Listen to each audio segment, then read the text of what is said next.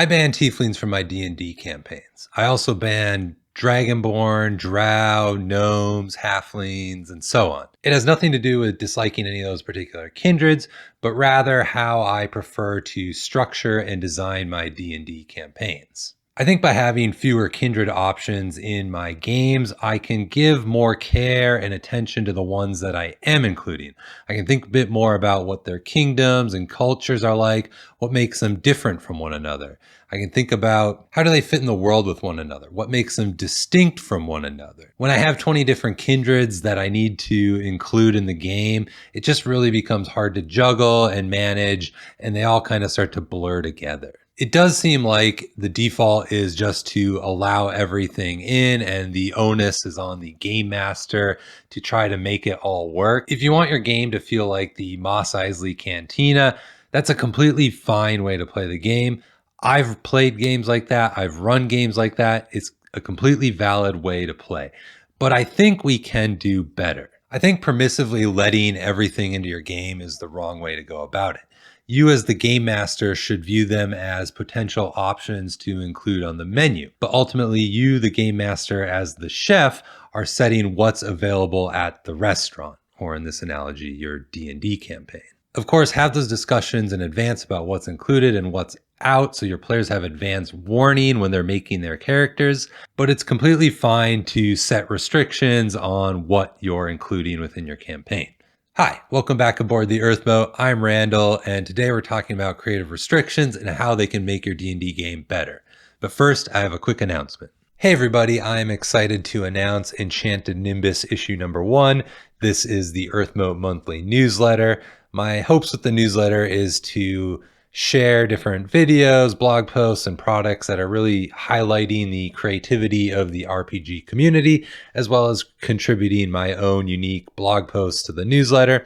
The first issue is all about hex crawls, so sharing a lot of different content out there that has really helped me create my hex crawl sandboxes. And I've included my own blog post on offering some tips on how you can fill out those keys if your creativity is starting to run dry as you try to populate your map. So if an RPG newsletter sounds interesting to you, consider subscribing to Enchanted Nimbus. It would really mean a lot to me.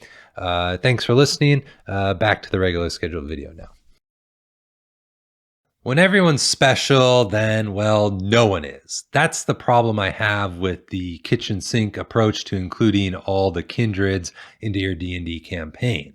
When you have a cosmopolitan city and the adventuring party is a group of Teenage Mutant Ninja Turtles, well, I guess it feels like the novelty just kind of wears off. Everyone can be anything, and it just all kind of becomes bland. I want the fantastical to be what the players are experiencing, not necessarily what they are.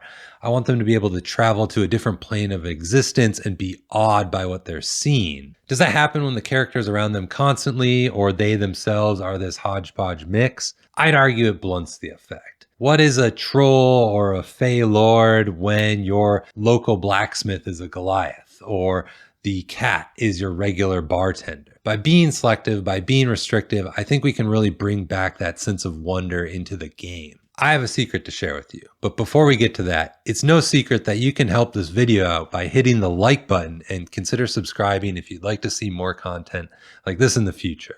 Okay, here's the real secret. While I've used kindreds as an example for the beginning of this video, the truth is these creative restrictions apply to all design choices within your D&D campaign.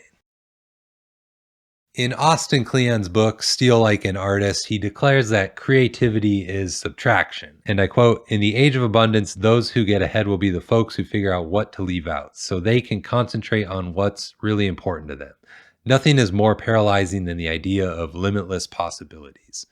He goes on to share that Green Eggs and Ham was a result of Dr. Seuss being challenged by his editor to write a book with 50 distinct words.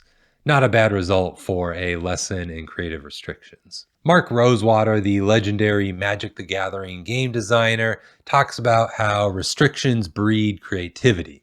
In his presentation, 20 Years, 20 Lessons Learned, he breaks down how the brain is efficient and lazy. If it's solved a problem before, it'll try to use the same neural pathways to solve that issue again. That is problematic in creative work like D&D world building. If we want to tell different stories or create different worlds, then we don't want to use the same neural pathways as before because we're likely to repeat what we've already done. So the trick he shares with the audience is to start your creative work in a different starting point. Use a different vantage point each time. Like no elves or arcane magic causes defilement of plant life on a planet that is already ruinously in short supply of it. That way, you have to think differently about your game and how you're designing it each time. He argues that restrictions are a valuable tool for creative thought. If your design process doesn't have any restrictions on it, you should actively force them upon yourself, and you're going to be a better designer for it. These sentiments apply strongly to our D&D campaigns and the creativity we pour into them. If we make the choice to limit ourselves, we'll come up with a lot of great ideas that we wouldn't have otherwise even considered. And you can apply this to all sorts of different granular levels of thinking as a game master. You can make restrictions on your dungeon design, or you can make restrictions to an encounter you're coming up with. Add restrictions to the type of terrain the players will find in a certain area on the map. By providing a set of hooks and rumors, you are helping the players restrict their choices in an otherwise sandbox game. One of my favorite toolkits is the Worlds Without Number book. I've praised this book plenty in the past, but part of the toolkit's brilliance comes from its simple yet elegant tag system. These are a set of random tables and you roll on them to get some tags.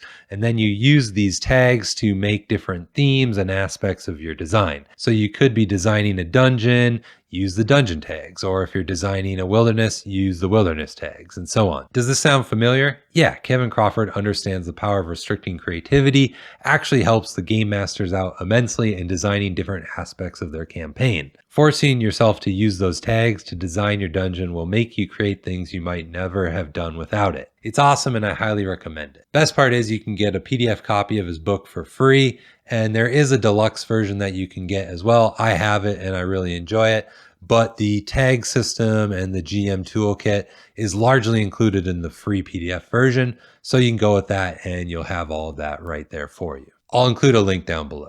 By restricting our choices, we'll produce a better product with a tighter focus. If you want your players to get immersed and think, wow, what a wonderful and creative world my game master has put together, it'll help to have a focused and restrained approach to the campaign material you're producing for them. So it's not about tieflings at all. It's about leaving things out so others can flourish. Thanks for hopping aboard the Earthmote. I'll see you in the next one.